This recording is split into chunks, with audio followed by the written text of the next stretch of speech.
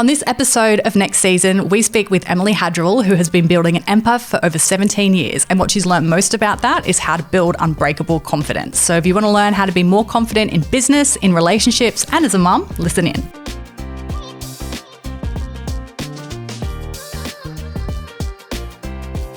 Emilly, welcome to my show. It's so great to have you here. Thank you, Amanda. I'm very excited to join you as your, was it first guest? Yes, first guest, So first thank you season. for having me. Yeah. Very excited and, for you. Very honoured to have a fellow Gold Coast girl in the studio with me to kick things off. Yes. So for those who don't know Emilly or how we even know each other, Emilly and I met through Young Entrepreneur Awards, I believe it was, through Business News Australia initially. We've got a lot of mutual friends and contacts, as you do when you're on the Gold Coast. It's quite a small place, so everyone kind of knows each other as well. Yes. But I guess that's my little intro for you before getting into the nitty-gritty. Would you like to introduce yourself? Oh, sure. Well, I was going to say, I feel like we've crossed over for so long, and I think social media helps with that, knowing each other without knowing each other, which is nice. And yeah, I've always followed and admired your ability to have such amazing PR and community building. So yeah, very happy to be here.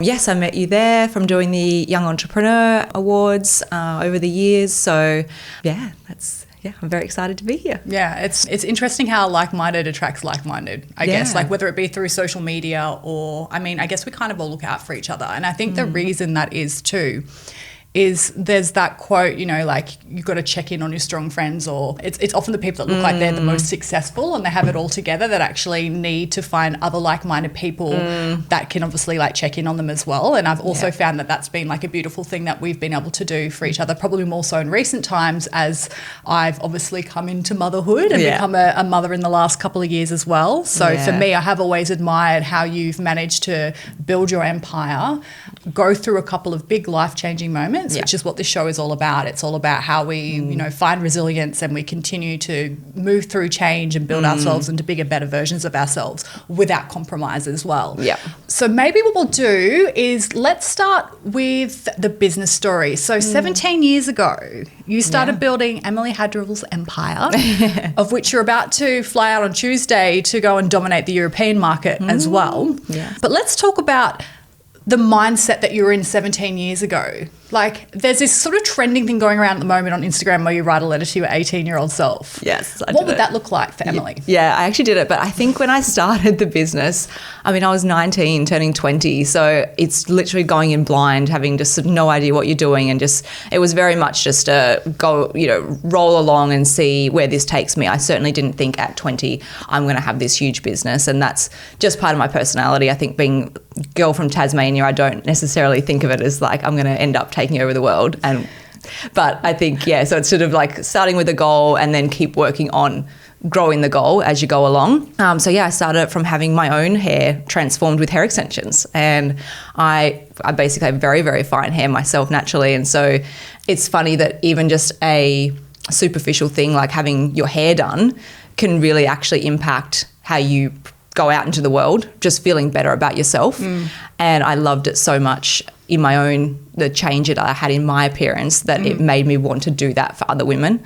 As I said, hair, it's just a superficial thing, but it can really make you feel a lot better. So I really loved starting that process of sharing that with other women, and started my very first hair salon and had demand from other states.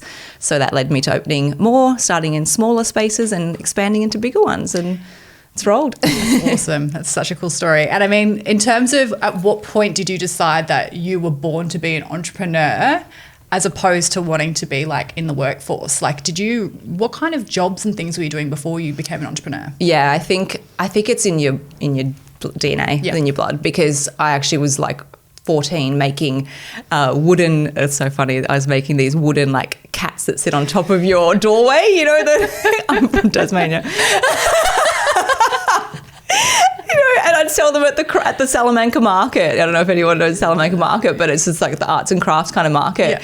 So I was doing that at probably 14 years old, and like, you know, already thinking about, okay, if I make it for this and sell it for this. So I think it's just literally something that it's just in your DNA and you're either into that or not. And so I worked at, you know, a teenager job at Woolworths, and then I did a business course, and I was straight into it from 19. Like I never really had a proper I worked as an admin job for a while, but I went straight into having the business. So it's all I really know. Yeah. In terms of having the confidence to do that, I think just generally confidence in general, a lot of people think like you either just have it naturally, but it's actually a skill set that you need to build towards. Like a lot of people would say to me all the time, oh, you're so confident, you exude so much confidence. But I've often shared that sometimes it's a bit of a mask, you know, like the exterior is like blindsiding everyone to what's really going on inside, which is sometimes you can feel quite anxious or be suffering from imposter syndrome or all of these other sorts of things. So in terms of your confidence, your self-confidence journey, where would you say your earliest memory would be where you've actually had to really dig in deep and do the work to build your self-confidence? Good question. I feel like I don't know if I've got like a pivotal moment, because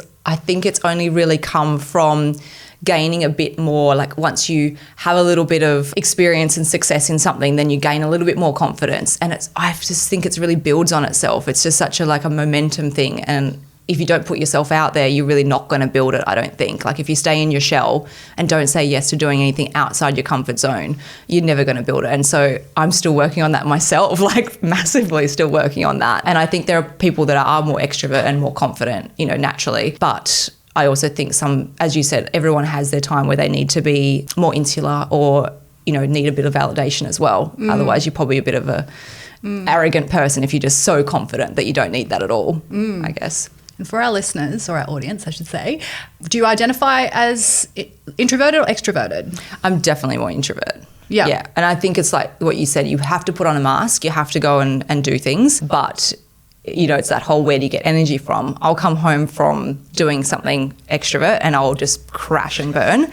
Whereas I feel like extroverts around me will keep staying out. They'll go out and do more. Whereas I'm like, I'm going home. I'm done, you know? So I think that's where I see myself being different to other people. Yeah. And do you think that makes it easier or harder in terms of being an entrepreneur? I think, you know, it's definitely an advantage, I think, to be extrovert in terms of building community and just being seen and being out there a lot more. But then pros and cons in personality types, because then those people might not really be able to settle down and actually work on the groundwork stuff. They might be always just doing all the big picture flying high stuff and not actually do some groundwork stuff. So it's just pros and cons, I think. Yeah. Well, I'm an extrovert and I'm hearing what you're saying because I tend to see all the shiny objects and have all the ideas. I'm going to do all of the things and then which is amazing. With the implementation of like seeing it all through. Obviously, I have like a lot of energy to burn through all this sort of stuff, but I do admire the traits of introverts and being able to. But I think recognizing what you're good at, where you need someone else to be your partner, whether that's in, you know, a business relationship or a personal relationship, finding the areas where you need, you know, that support with. When you don't do that early, you work it out a little bit later probably. That's true. We're going to come back to that in a second. I want to go back to confidence and I want to ask you from memory, what do you think has been some of the biggest things that have rocked your confidence? Plenty along the way of all these experiences. I think, you know, we go into a different phase when we become a mother. I think it's really a very challenging time for so many women because you sort of lose that bit of identity in yourself and you become this other role and you lose, touch a little bit with your old life. I had a really hard time. I had a marriage breakup in the middle of having my second daughter.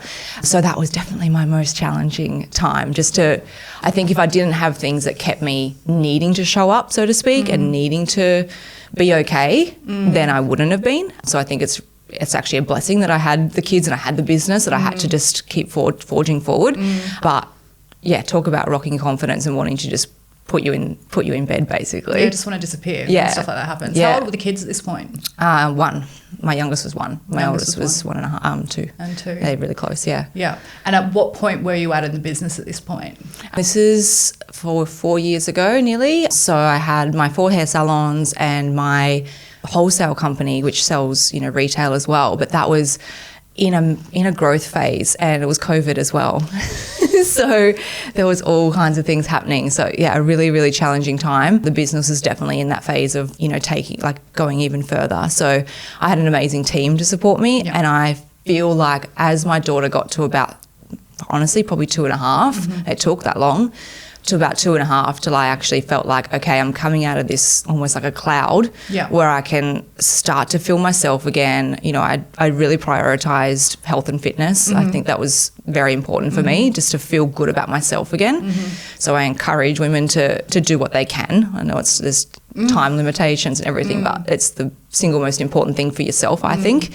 So I really focused on that. And then I feel like around when she was 2.5, I felt like, okay, like I'm starting to feel like myself again, and you come out of that phase. Yeah. Yes. Yeah. I mean, I can obviously resonate with this, not from, you know, the perspective of, you know, having the confidence knocked out of me in terms of a relationship breakdown, having to run such a big business at the time, but even just navigating motherhood for the first time. Yeah. Obviously I moved, as you know, interstate as well. So, you know, new home, fairly new relationship, motherhood.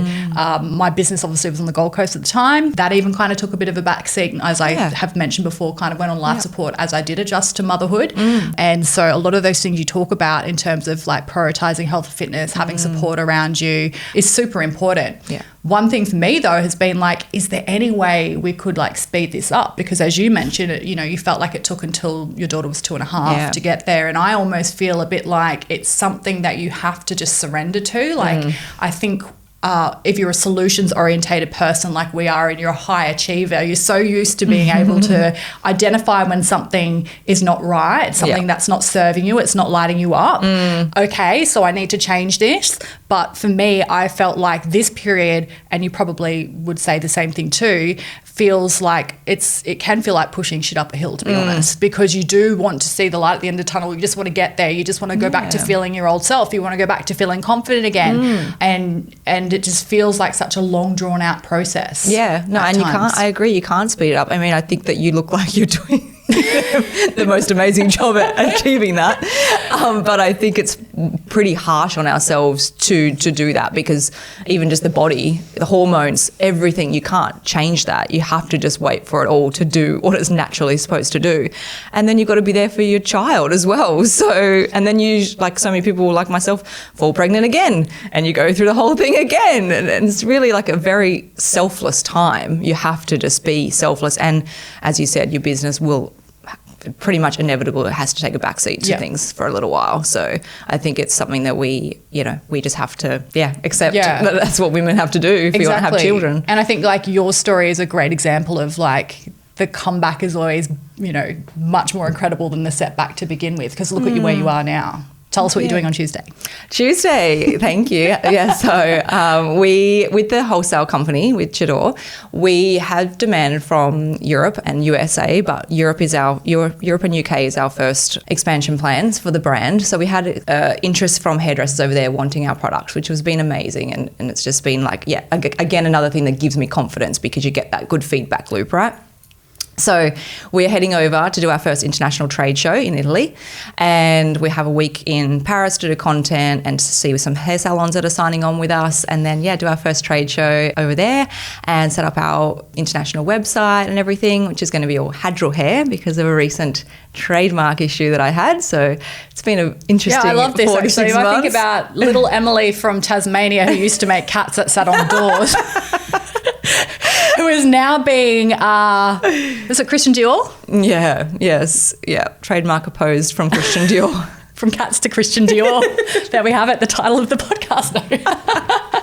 Yeah, that's incredible. Yeah, it's definitely been, it's been a struggle because you sort of going along with the plan. You know, I've had the Hadrill name in Australia for 10 years and it has got an amazing brand presence in Australia. So it was just logical, obviously, that was going to be our international brand. But now, you know, we pivot, and I think everything happens for a reason. I think with brand names, it is probably more valuable where you can to bring, especially nowadays, to bring a personality and a soul into it.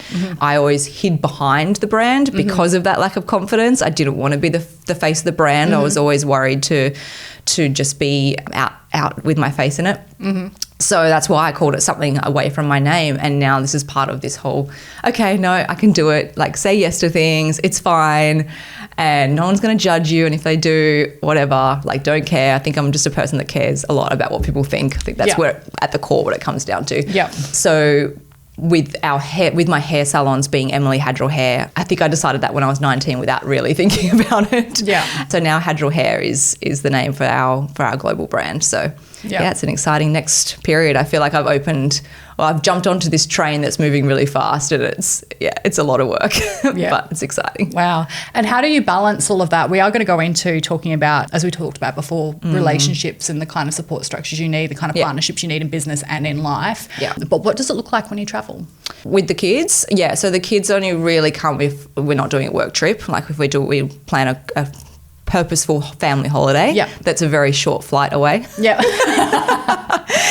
and all the big work trips, like I co-parent, so in a sense it's quite a blessing because I can juggle that a little bit easier. Yeah. So we co-parent, and so that's good. But yeah, it's literally just a juggle, and your mind is constantly like thinking about all the different things that you've got to look after. And I delegate where I can and try not to feel guilty about it. Yeah. Having someone help with the kids. My parents are amazing, but they don't have a lot of time to help out. So I have to hire someone to help me. And, you feel really guilty about that. But, and, I guess whether people are using family or hired help, it's still that same thing where you feel like, I should be with my kids, but try not to put too much pressure on yourself because it's a different world we're living in now. We do have to have careers and motherhood as well. It's interesting that there's only really the term mum guilt but not dad guilt. Yeah, I know.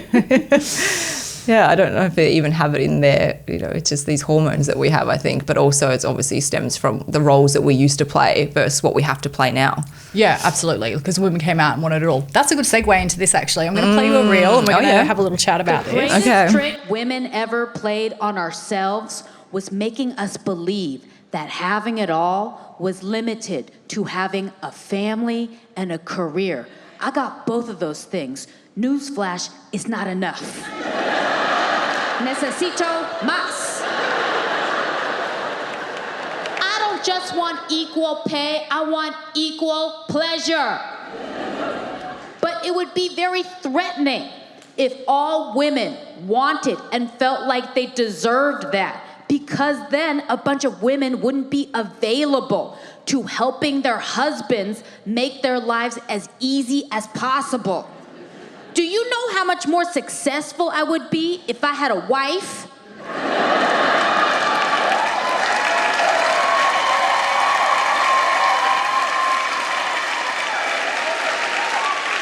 Some loving, devoted woman by my side who bought a bunch of fruit besides bananas and put the duvet cover on the duvet. Yeah, she makes a point. She makes a point. But me, when I watched that, and I love Ali Wong, she's absolutely hilarious, I thought about how, in my particular life and in my partnership with Jack, how we have managed outsourcing a lot of those wifey responsibilities so that we can both go and do our work and do what lights us up. Yeah. And I know from previous chats you and I have had, you've got a pretty similar approach as well. Yeah, I think it depends what you want and not feeling bad about it. Like if you have an opportunity to have a career as a mother and you want to do that and you don't want to necessarily be staying at home the whole time, then you shouldn't feel bad about delegating the roles out that are household duties. It's particularly these things, because in this video she mentions more fruit than just bananas. I mean, I do most of my grocery ordering through Uber Eats anyway, but what I did for our house helper that we have at the moment is I actually developed a checklist of all of the staple sort of grocery items that we need any week. Yes. And her job is to go through that every week and check the cupboards and check the fridge and see what needs to be replenished.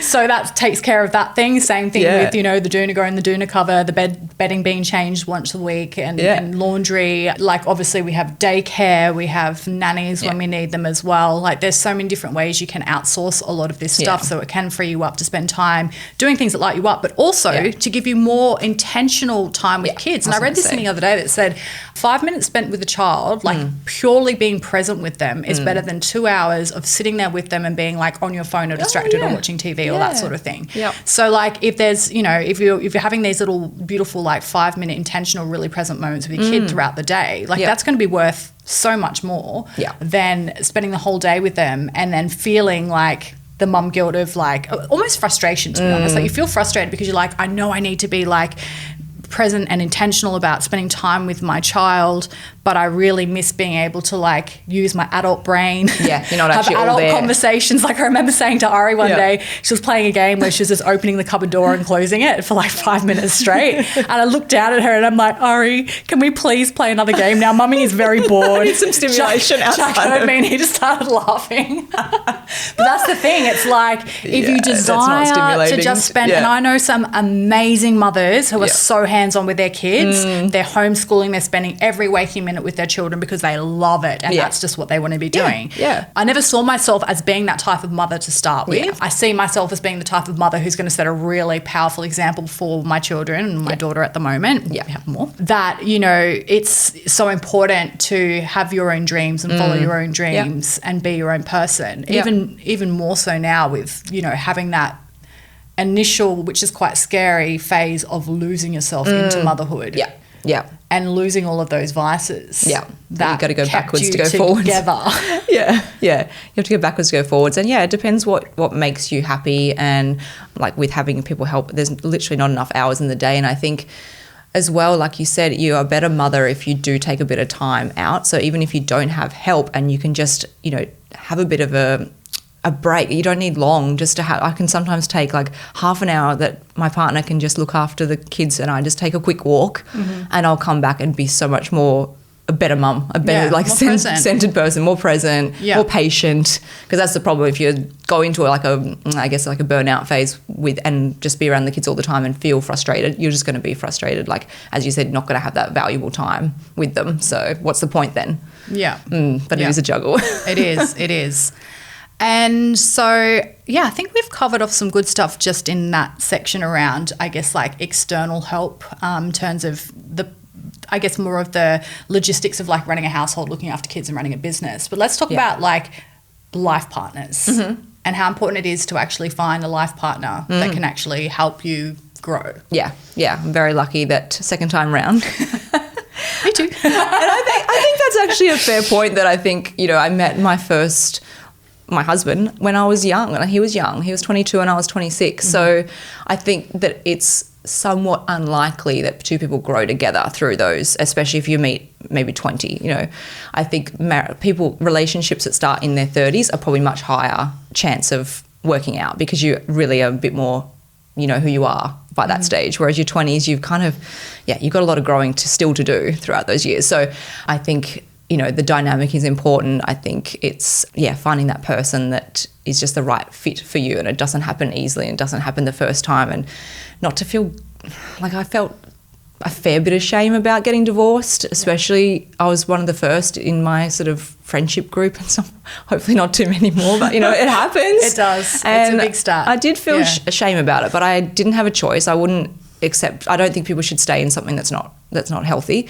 And so, I think I felt shame, but it's really important not to, because it's better to be out and then finding the right relationship than staying in something just for the sake of it. And it teaches you what you are looking for in a life partner. Absolutely. I obviously had, you know, a relationship with my ex-husband for 15 years prior to meeting Jack. So, you know, through the course of that, I did start to really, you know, hone in on exactly the type of person that I needed to be with. And ultimately why I left that relationship is because I realised that wasn't the person. I couldn't see a future anymore.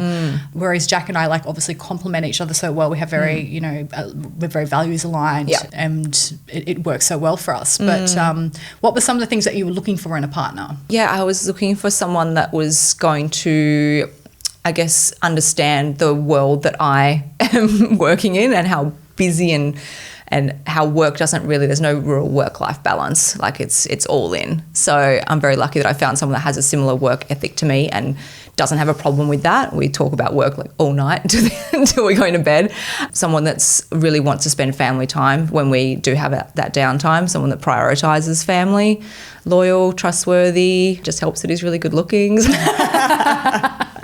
Then just the dynamic is right. And I think once you find that right person, you then appreciate them a lot more. So then I think the relationship is a lot more solid and strong, because I think in those, you know, maybe in your relationship in your 20s, you actually haven't had potentially too much, hopefully, too much heartbreak or whatever. So you just sort of think that you just take it for granted if it is good. Whereas a second relationship, maybe, you really appreciate what that person's bringing, and then it's just a nicer relationship is what I've found in my experience. Yeah, I think people like you and me give women hope, particularly those who are considering leaving long-term relationships that aren't serving them anymore. Yeah. I know that, when I finally had the courage to leave mine, I had a lot of women reach out to me on social media saying they were in very similar situations, that they were, like watching me closely, or that I had, given them the courage or inspired them to do something about their situation too, which I think is very powerful. Not that you want to create a ripple effect where everyone's leaving their partners, but life is short. It's so short. And to think that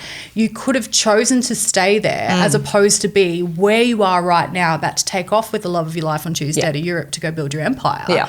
Like, that may have never happened. Like, it's absolutely agree. Yeah, I mean, I think the main piece of advice to women is you've got to trust your instincts. You need to really understand that you do deserve what your ideal, partner looks like. I know there's a lot out there at the moment talking about people being too picky, I guess, in terms of the lists of the type of people they're trying to attract. Maybe there's just like 2 or 3 like non-negotiable things that you really need, and chuck the rest of the list away because, like, obviously the perfect person doesn't exist. But like, I think on those core life values, like those things are so important.